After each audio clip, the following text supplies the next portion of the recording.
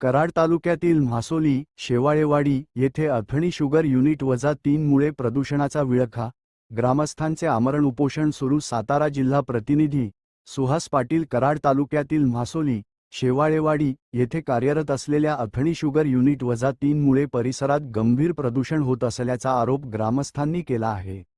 या प्रश्नाकडे प्रशासन व कारखाना व्यवस्थापनाकडून सातत्याने दुर्लक्ष होत असल्याचा दावा करत ग्रामस्थांनी तीव्र नाराजी व्यक्त केली आहे.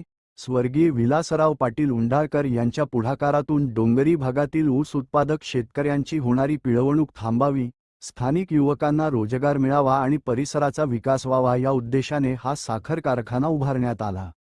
कारखान्यामुळे अनेकांना रोजगार मिळाला तसेच स्थानिक व्यवसायांनाही चालना मिळाली. मात्र कारखान्यातील सांडपाण्याची योग्य विल्हेवाट न लावल्याने परिसरातील पर्यावरण व नागरिकांच्या आरोग्यावर विपरीत परिणाम होत असल्याचा आरोप ग्रामस्थांनी केला आहे.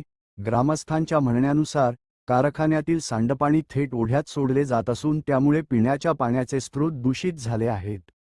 तसेच कारखान्यातून निघणारी कोरडी मळी गावाजवळ टाकली जात असल्याने दुर्गंधी, माशा व डासांचा मोठ्या प्रमाणात त्रास सहन करावा लागत आहे. या संदर्भात ग्रामपंचायतीने अनेक वेळा पत्रव्यवहार करूनही कारखाना व्यवस्थापनाने आवश्यक उपाययोजना केल्या नसल्याचा आरोप करण्यात आला आहे. प्रदूषण नियंत्रण यंत्रणेवरही ग्रामस्थांनी निष्क्रियतेचा आरोप केला असून या प्रकरणाची सखोल चौकशी करण्याची मागणी केली आहे. प्रदूषणाच्या प्रश्नावर ग्रामस्थांनी न्यायालयात धाव घेतली होती. न्यायालयाने शेतकऱ्यांच्या बाजूने निर्णय दिल्याचा दावा ग्रामस्थांनी केला आहे. तसेच कारखान्यास आवश्यक असलेल्या ग्रामपंचायतीच्या मंजुरी प्रक्रियेतही अनियमितता झाल्याचे आरोप स्थानिक नागरिकांनी केले आहेत.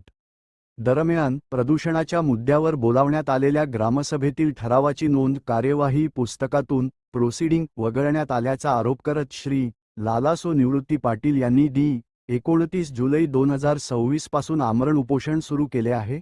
उपोषणाचा आज तिसरा दिवस असून अद्याप कोणतेही प्रशासकीय अधिकारी, ग्रामपंचायत प्रशासन किंवा कारखाना व्यवस्थापनाचे प्रतिनिधी चर्चेसाठी आले नसल्याचा आरोप करण्यात आला आहे. उपोषणकर्ते श्री. लालासो निवृत्ती पाटील यांनी, माझ्या जीवितास काही बरे वाईट झाल्यास संबंधित बीडीओ, ग्रामसेवक, कारखान्याचे संचालक आणि अथणी शुगर युनिट -3 चे संबंधित अधिकारी जबाबदार राहतील, असा इशाराही दिला आहे.